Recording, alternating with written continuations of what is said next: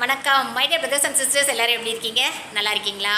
Okay, இன்றைக்கி பார்த்தீங்க அப்படின்னா வெனஸ்டே வந்துட்டு ஒரு சூப்பரான ஒரு நாள். பட் ஆனால் எனக்கு இல்லைங்க, எனக்கு எங்கள் அம்மாவுக்கும் கிடையாது. அது என்ன ரீசன் உங்களுக்கு தெரியும், பட் இருந்தாலும் நான் சொல்லிடுறேன். என் தம்பி பின்னாடி இருக்காங்கல்ல, செந்தில் வந்து இறந்த நாள், அதனால் கொஞ்சம் இதாக தான் இருக்கும், பரவாயில்ல. அது மட்டும் இல்லாமல் இன்றைக்கி பார்த்திங்கன்னா அமாவாசைங்களாம். ஓகேவா, எனக்கு வந்துட்டு சொல்லி தான் எனக்கு தெரியும். நான் கேலண்டர் பார்க்கல, சொன்னாங்க பக்கத்தில், அப்போ தான் எனக்கு வந்து தெரிஞ்சது அமாவாசைன்னு சொல்லிட்டு. Okay my dear brothers and sisters, உங்களில் எத்தனை பேர் வீட்டில் வந்து அமாவாசை வந்து நீங்கள் வந்து கும்பிடுவீங்க? ஒரு சிலர் பார்த்தீங்க அப்படின்னா மாதத்தில் அந்த வர அந்த அமாவாசை வந்துட்டு தவறாமல் வந்து கும்பிடுவாங்க. அப்போ பார்த்தீங்க அப்படின்னா வீட்டில் வந்துட்டு சாதம், உப்பு பருப்பு, 2-3 பொரியல், அப்பளம், என்னென்ன இருக்கோ நம்ம வீட்டில் என்ன இருக்கோ அதை செஞ்சு சாமி முன்னாடி ஒரு படையல் போட்டு, அதாவது இறந்தவங்க முன்னாடி ஒரு படையல் போட்டுட்டு காக்காய்க்கு சாப்பாடு வச்சுட்டு சாப்பிடுவாங்க.